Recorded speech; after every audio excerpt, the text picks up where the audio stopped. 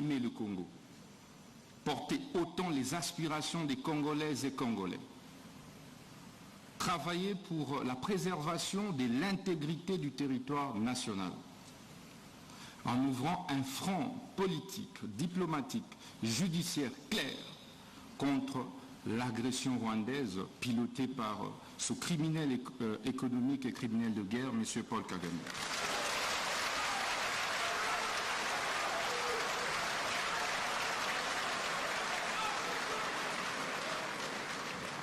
Excellence, Monsieur le Président de la République, je puis vous rassurer que vous n'êtes plus seul sur le front judiciaire. Je suis là à vos côtés et je ne ménagerai aucun effort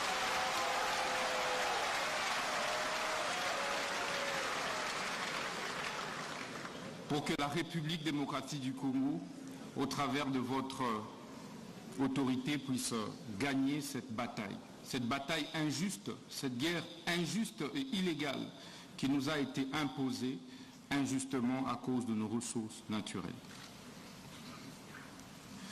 Excellence, Monsieur le Président de la République, après cette phase d'hommage, permettez-moi de rappeler également votre dévouement pour l'instauration de l'état de droit, véritable état de droit, depuis votre avènement à la tête de notre pays. Et cet état de droit passe indubitablement par une justice juste et équitable. Mais Excellence, Monsieur le Président de la République, c'est quoi alors la justice?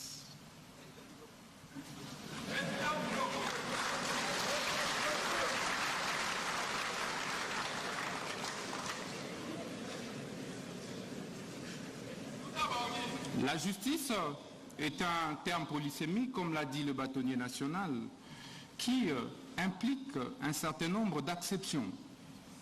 Au-delà de la légalité, elle implique l'éthique, la morale, l'équité. C'est pourquoi un acte peut être légal, mais être injuste, parce qu'il ne comporte pas d'autres acceptions et composantes de la justice. Mais au sens formel, Excellence, Monsieur le Président de la République, la justice devait être comprise comme ce système, cet ensemble de systèmes composés et constitués des corps des magistrats, des avocats, des huissiers, des greffiers, des OPJ, des APG, j'en passe, en vue de créer l'équilibre dans la société, en vue de créer l'apaisement et la paix sociale dans la société.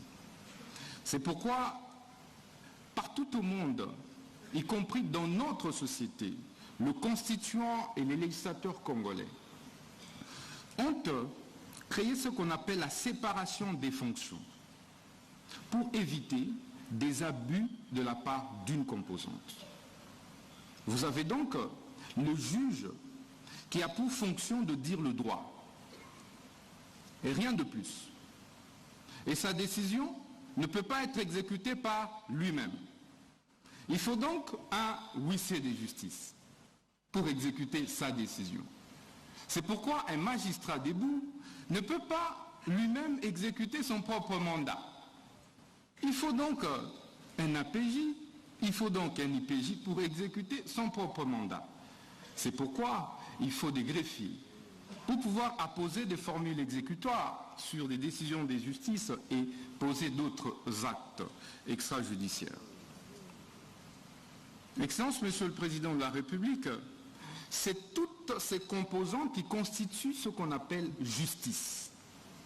Parce qu'en réalité, sans une composante, le système est défaillant. Si aujourd'hui les avocats décident de ne plus prester, la justice sera handicapée.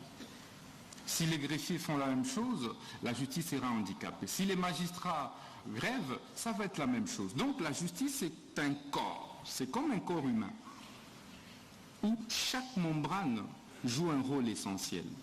C'est pourquoi la conviction qui est la mienne, Excellence, Monsieur le Président de la République, est que c'est tout ça qui forme en réalité le pouvoir judiciaire. Mais comment créer l'équilibre?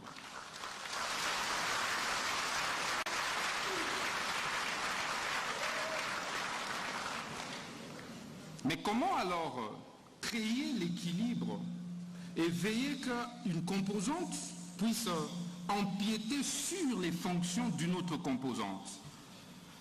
C'est ça le rôle du ministre de la Justice. Il faut un arbitre. Il faut un arbitre qui régule.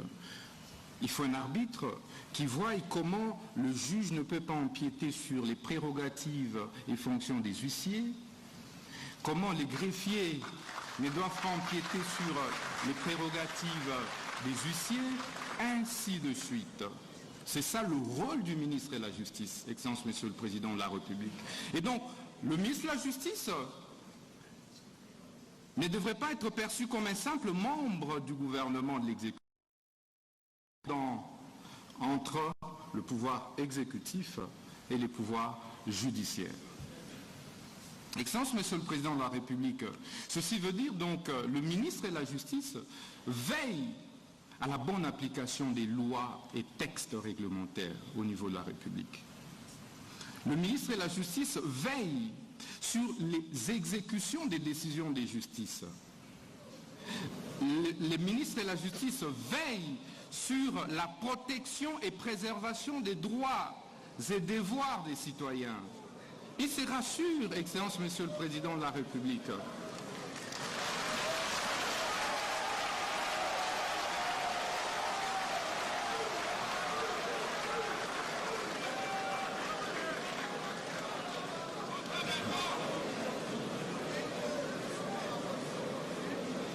Je disais donc que le ministre de la Justice veille à la sauvegarde, à la préservation des droits et libertés fondamentaux des citoyens. C'est donc le protecteur des faibles. C'est donc le protecteur des démunis, de ceux qui pensent que la justice est réservée à une certaine classe, à une certaine catégorie. C'est cela aussi le rôle du ministre de la Justice. Excellence, Monsieur le Président de la République, chef de l'État et magistrat suprême, qu'en est-il de la justice en RDC? Le constat, vous l'avez plus d'une fois fait, mais nous l'avons également fait après notre nomination par votre auguste autorité. 7 Congolais sur 10 sont insatisfaits de la manière dont notre justice est distribuée et administrée.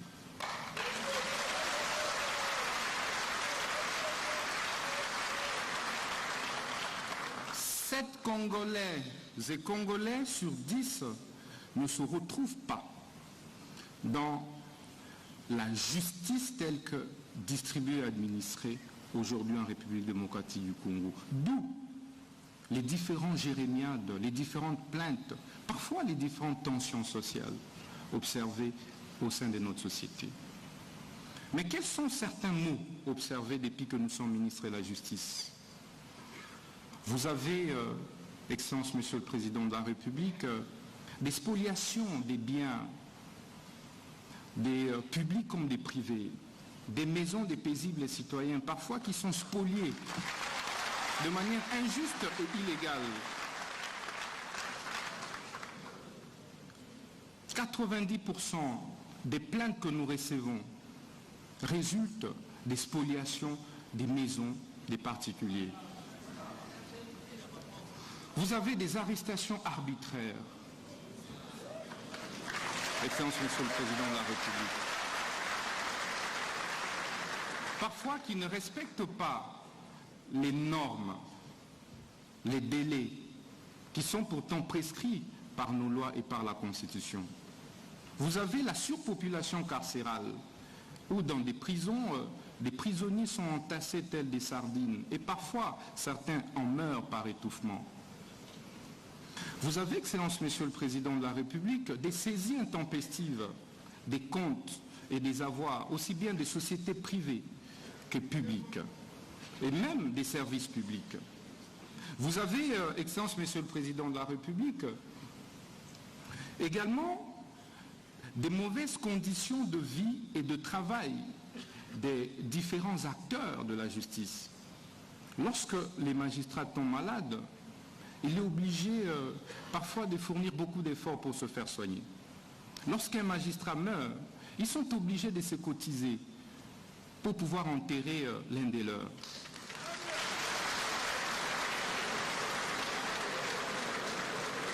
Il n'y a pas de prime de brousse, d'où la plupart des magistrats et juges préfèrent se concentrer ici à Kinshasa et refusent d'aller à l'intérieur du pays. Et donc, dans la plupart des juridictions à l'intérieur du pays, il n'y a pas de juges. Il y a une insuffisance des magistrats. Et donc, la justice n'est pas bien dite à l'intérieur du pays. Mais cela est dû aussi aux mauvaises conditions de travail, aux mauvaises conditions de vie de ces magistrats, parfois qui prennent d'énormes risques pour ceux qui acceptent, Excellence Monsieur le Président de la République. Ils n'ont pas de moyens de mobilité.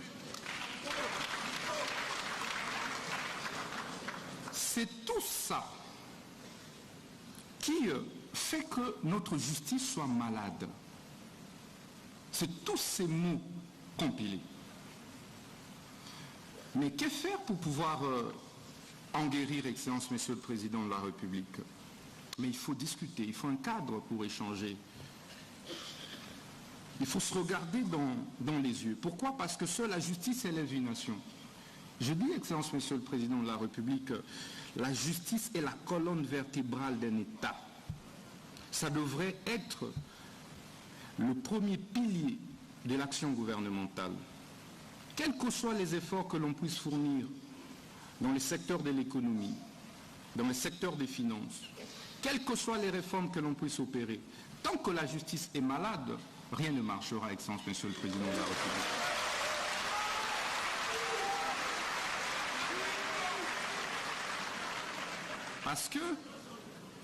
Parce que l'impunité, les détournements, la corruption ont malheureusement élu domicile au sein de notre justice.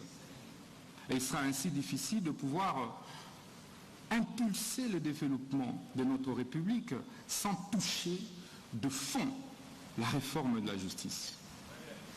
Donc, il nous faut du courage, il nous faut de l'audace, puisque nous n'avons que ce pays, de nous regarder en face et de nous dire les problèmes c'est à tel niveau et la thérapie est là.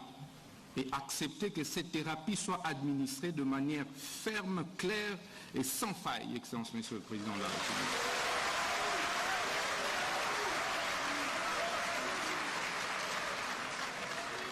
D'où l'importance de problématiser ces mots, de les problématiser au travers de ces assises, les états généraux de la justice. Ces états généraux qui interviennent, Excellence, 9 ans après ceux qui ont été organisés en 2015, sont une première du genre pour votre Excellence, depuis votre avènement à la tête de ce pays.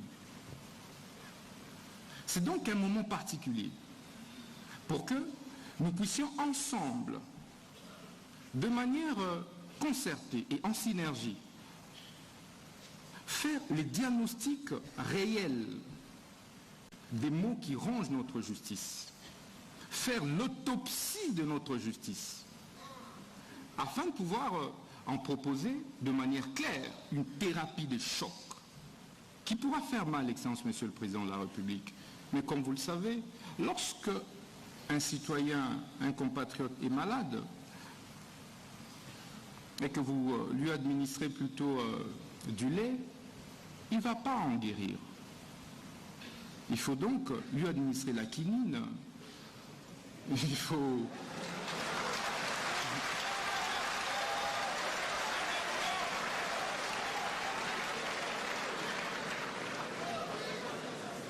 Excellence Monsieur le Président de la République, lorsque vous avez une plaie et que vous mettez du sucre sur cette plaie-là, elle ne va pas guérir. On ne met pas du sucre sur une plaie. Ça fera mal, mais il faut administrer de la thérapie des chocs. Ces assises, Excellence, vont se dérouler du 6 novembre au 13 novembre. elles ont été organisées et sont organisées en 3 phases. La première phase a consisté, évidemment, comme le président de la Cour constitutionnelle et le président du Conseil supérieur de la magistrature l'a dit, en l'évaluation des États généraux de 2015. Ça a déjà été fait à Zongo, dans le Congo central. La deuxième phase, qui constitue, Excellence Monsieur le Président, la particularité de ces États généraux, ce sont les consultations populaires.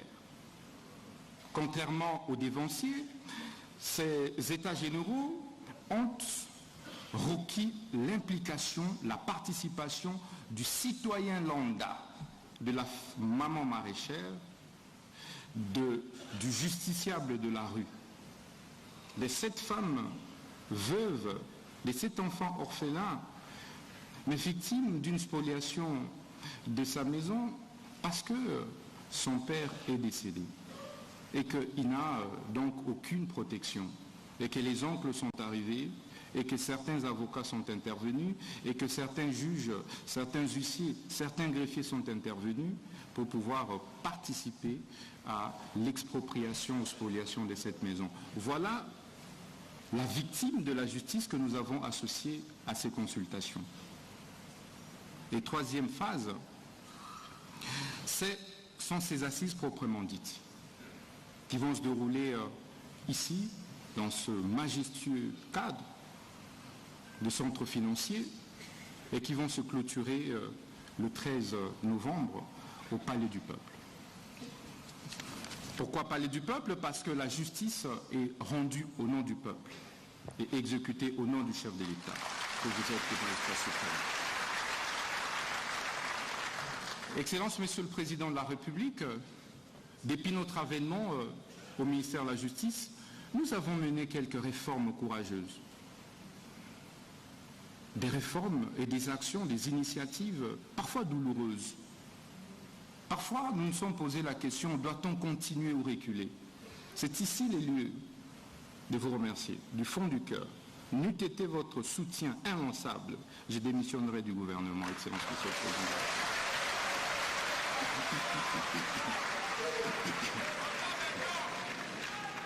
La première réforme courageuse, c'était l'insaisissabilité des biens des entreprises publiques, services publics, établissements publics. Aujourd'hui, le taux des saisies exécutions contre nos entreprises publiques a sensiblement baissé et nous avons réussi à sauvegarder les biens et fonds des entreprises, services et établissements publics. Excellence, nous avons également instauré ce qu'on appelle en droit étranger la caution judiciaire pour éviter que n'importe quel quidam puisse déranger les entreprises qui acceptent de venir investir dans notre République, qui faisait l'objet de beaucoup de plaintes et souvent fantaisistes, et doubler, Excellence, des condamnations parfois exorbitantes, à des astreintes exorbitantes, à des dommages-intérêts parfois mirobolants, qui ont fait que certaines entreprises puissent fermer et quitter la République. Pourtant, on ne peut pas créer de l'emploi sans investisseurs privés. Et donc, ça a été notre devoir, sous votre impulsion et vos instructions, de pouvoir réformer sur ce plan-là. Nous avons également procédé à la bancarisation de tous les frais de justice, qui est un processus. C'est difficile parce que c'est une réforme. Mais au bout de compte, nous allons y arriver. En si peu de temps, là où nous avons réussi à bancariser, Excellence, Monsieur le Président, nous avons décuplé les recettes qui relèvent du ministère de la Justice. Nous avons également, Excellence, sous votre impulsion, amorcé des actions de désengorgement. Des désengorgements de nos maisons carcérales, de nos prisons. Ça a été difficile. Aujourd'hui, Excellence, la prison de Makala, qui constitue une épine, en fait, pour le gouvernement, votre gouvernement, ne constitue plus un problème comme avant. Parce que nous avons, grâce à votre impulsion, pris des décisions et des mesures courageuses, celles de désengorger. Aujourd'hui, il n'y a plus de morts dans la prison des Makala par étouffement, Excellence, Monsieur le Président de la République.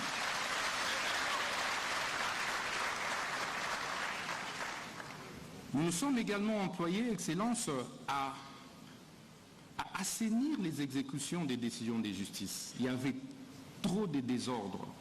On se réveille un bon matin, c'est un non-agent de justice qui allait exécuter une fausse décision de justice qu'on imputait au juge, et parfois pour rien.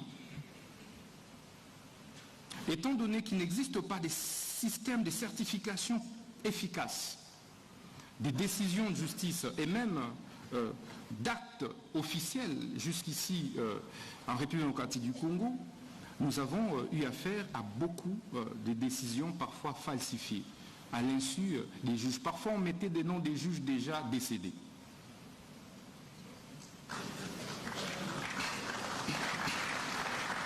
Excellence, Monsieur le Président de la République, aujourd'hui, les taux des exécutions barbares dans la ville de Kinshasa a systématiquement baissé.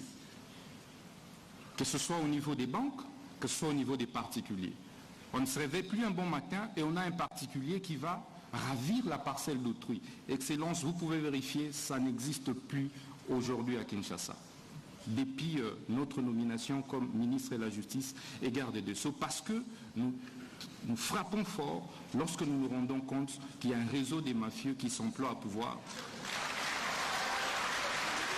commettre des bêtises.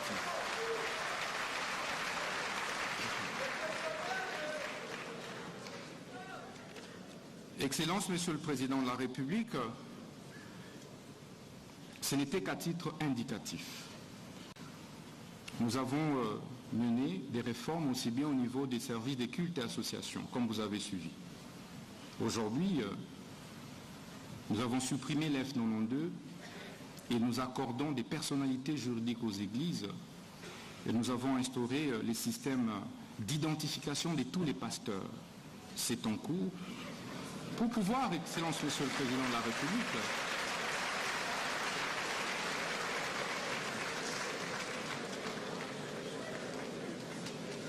Excellence, pour mettre fin à cette floraison, parfois aussi des faux pasteurs qui pilulent et qui malheureusement contribuent dangereusement à l'immoralisation de la société. Nous allons donc exiger un permis de culte pour tout celui qui devra se présenter devant ses paroissiens ou ses fidèles. Excellence, Monsieur le Président de la République, vous permettrez de ne pas abuser de votre temps pour chuter. Les États généraux que nous sommes en train d'organiser, ce n'est pas un lieu de confrontation, d'affrontement entre le ministre et les magistrats et les huissiers et les avocats, les citoyens et les magistrats. C'est plutôt un cadre des prise de conscience collective, des remises en cause systémiques et systématiques, des pratiques que nous avons observées pendant des décennies et qui malheureusement ont démontré leurs limites et ont détruit notre système judiciaire. C'est qu'ensemble, en travaillant main dans la main, que nous allons parvenir à redresser notre justice. Ce n'est donc pas une initiative du ministre de la Justice, encore moins du gouvernement, mais c'est une initiative collective. J'invite donc les uns et les autres à travailler de telle manière que nous puissions avoir des recommandations qui puissent déboucher sur des réformes courageuses. Celles qui pourront toucher, pourquoi pas, à la révision de la Constitution.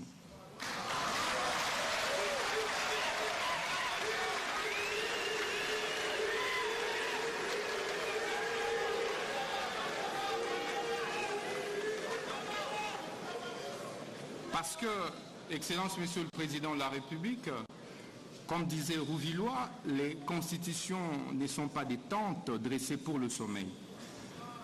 Tout comme les lois, elles sont appelées à s'adapter aux réalités de la société. Nous mettrons donc en place un comité de suivi et d'évaluation des recommandations de ces États généraux. Je dis et je vous remercie.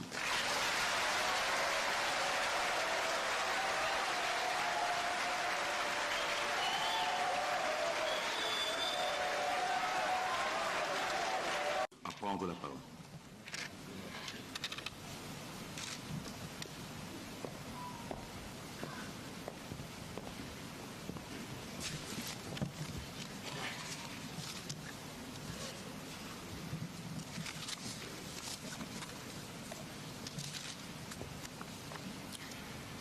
Excellences, Monsieur le Président de la République, chef de l'État et magistrat suprême, avec l'expression de mes hommages les plus déférents.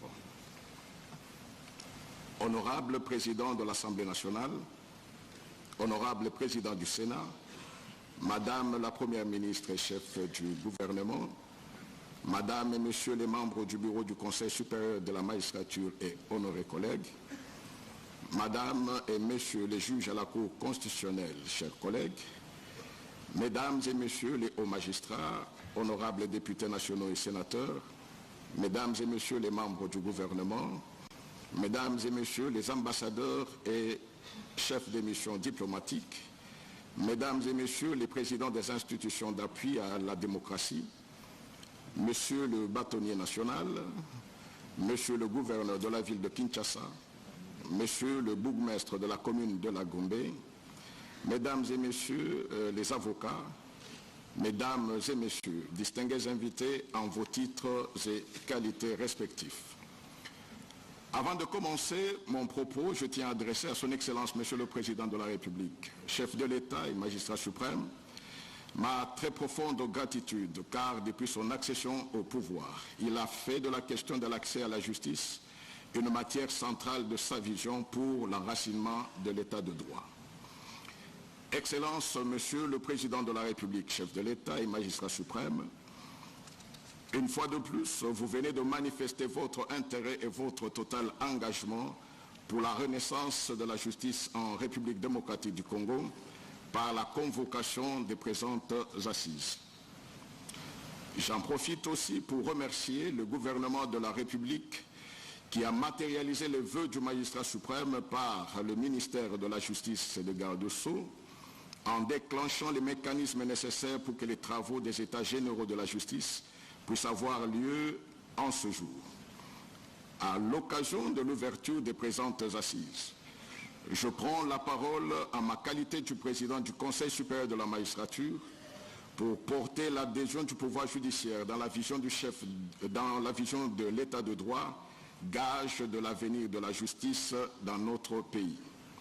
Le thème proposé pour ces assises est « Pourquoi la justice congolaise est-elle malade? Quelle thérapie pour la guérir ?» Je tiens à rappeler qu'à l'initiative du ministère de la Justice, il s'est tenu à Kinshasa, du 27 avril au 2 mai 2015, des États généraux de la justice en République démocratique du Congo. Les objectifs étaient, en son temps, de poser un diagnostic du fonctionnement de l'appareil judiciaire en République démocratique du Congo, d'évaluer les réformes déjà entreprises et de formuler des recommandations autour des dites réformes et des actions prioritaires qui devraient encore être mises en œuvre. De ces assises, 350 recommandations avaient été enregistrées, allant de l'indépendance du pouvoir judiciaire à la lutte contre l'impunité, en passant par l'accès à la justice, la sécurité des investissements et la planification, la coordination et le financement de la réforme de la justice. Les recommandations de ces assises, des assises de 2015, étaient assorties des indications précises des autorités chargées de leur suivi et surtout des précisions des timings d'exécution, c'est-à-dire selon qu'elles devaient être exécutées à court ou à moyen terme. Afin que plus rien ne soit comme avant, à l'issue des dites assises, les participants avaient souligné la nécessité d'un comité ad hoc du suivi de la mise en œuvre des solutions préconisées par leur traduction dans des lois et règlements qui répondraient à la soif de tous les Congolais pour une justice juste, indépendante, impartiale et protectrice de tous les citoyens et de tous ceux qui ont choisi la République démocratique du Congo comme leur seconde patrie. Nous voilà encore 9 ans après appelés à réfléchir sur une thérapie à administrer à la justice pour sa guérison. Il y a au moins un point sur lequel tous les participants devraient être d'accord, c'est l'importance de la justice Elle sert à préserver la vie en société. Nous voulons tous une justice impartiale et accessible à tous, qui inspire confiance et qui assure l'équilibre dans la société. Et pour ce combat, le bureau du Conseil supérieur de la magistrature est et restera sans compromission. Je promets de me rassurer de la disponibilité des magistrats et de tous les personnels du secteur de la justice désignés pour ces assises, pour un diagnostic sans complaisance des mots qui rongent les milieux de la justice, afin de formuler des recommandations qui cadrent avec les vraies réalités du secteur et qui tiennent compte des attentes de la population. Je voudrais, avant de terminer mon propos, souligner que les travaux de ces assises ne pourront se faire avec succès que si les participants commencent par faire une vraie évaluation des recommandations des assises de 2015 et de leur niveau de mise en œuvre.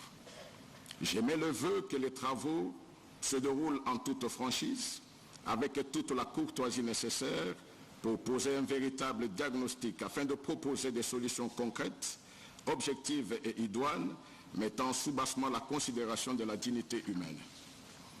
Je souhaite plein succès aux travaux des États généraux de la justice en République démocratique du Congo et je crois fermement que la grâce de Dieu les éclairera. Je vous remercie.